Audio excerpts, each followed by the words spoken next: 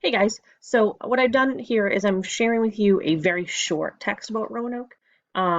It's would be part of like our skinny red book for social studies. I just thought I would show you a condensed one. Um, that other article from Storyworks is a lot more detailed. I think it's kind of more interesting, so and more like personal. But feel free to just to read through this with me. I thought it was helpful and I can do a few interactive things with it, which is cool too. I'm just trying to look for one thing. Okay, so one thing on this, I don't know if I'll ever be able to share with you guys, but on these History Alive, Social Studies Alive things, I can um, light up the main ideas which of the section, which I think is kind of a nice touch. So I'm going to read through this, and then we're going to answer one question at the end together, just as a recap. All right, so this says the lost settlement of Roanoke. In the 1500s, Spain was a powerful nation. Its ships sailed to the Spanish colonies in the Americas and brought riches back to Spain. I'm sorry, I made a mess of that first paragraph. Well, we know that, right? Because they gold, God, and glory, right? So they became the most richest, powerful sailing country in the world. Sir Walter Raleigh, a sea captain and soldier, and was a friend of Queen Elizabeth I in England. He believed that England could be more powerful if it had American colonies of its own. In 1584, he sent two ships to explore the coast of North America. Remember, it was like that race, right? The ships landed on an island near present-day North Carolina. The sailors named the island Roanoke for the American Indians who lived there. The explorers soon returned to England and told Raleigh that the island had fish, animals, fruits, vegetables, and friendly people. It would be an ideal place to create a new community or settlement. The next year, Raleigh sent some men to start a colony. Unfortunately, few of the settlers were farmers, and supplies quickly ran short. Oh, they never plan ahead, do they?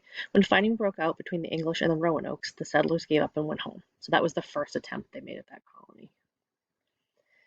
And you can see now that this is kind of bold-faced, so they're saying that this is a main idea. In 1587, Raleigh sent over 150 new settlers, consisting of farmers and skilled workers, to Roanoke. Later that year, Captain John White went back to England for supplies. Because England was fighting war with Spain, White's ships were not allowed to return to the colony. You might remember we talked, I think, a little bit about cause and effect. So I know that you have been thinking about a little bit about cause and effect in nonfiction reading or even in nonfiction writing. So here's a perfect example, right? 3 years later, White finally returned to Roanoke, but there were no sign of the settlers. Everything, including their houses, was gone. The only clue White discovered was the word Croatoan carved in the gatepost of the ruined fort. He thought the settlers might have moved to the island of Croatoan or joined an American Indian group with that name. Before he could find out, however, the weather turned bad and he could not search the area. Despite many efforts to solve the mystery, no one has discovered what happened to the colony. And this doesn't happen very often to see a main idea at the very end of a text, but it is when you read this. This could easily go at the beginning of the text too, which is kind of interesting. Okay, so that was just a quick recap about Roanoke, and here is this little check for understanding that we can do together.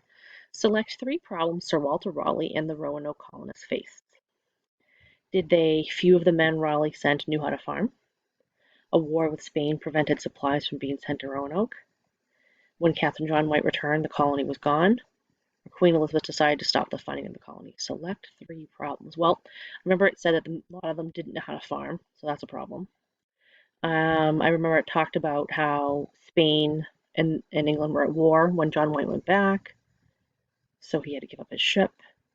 And when he came back, the colony was gone. So I think those are my three answers. So let's check. All right, nice job. So this was just a quick recap about Roanoke, but feel free, have a little time if you want to read that other article again. Um, to get into full StoryWorks, remember that the password is Team Snoopy, or is it Team Snoopy 7? I'll have to double check.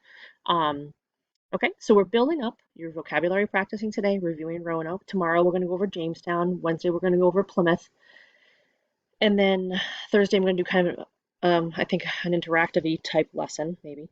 And then Friday we're going to start talking about what our project might look like, and maybe we'll get to play Kahoot. Stay tuned.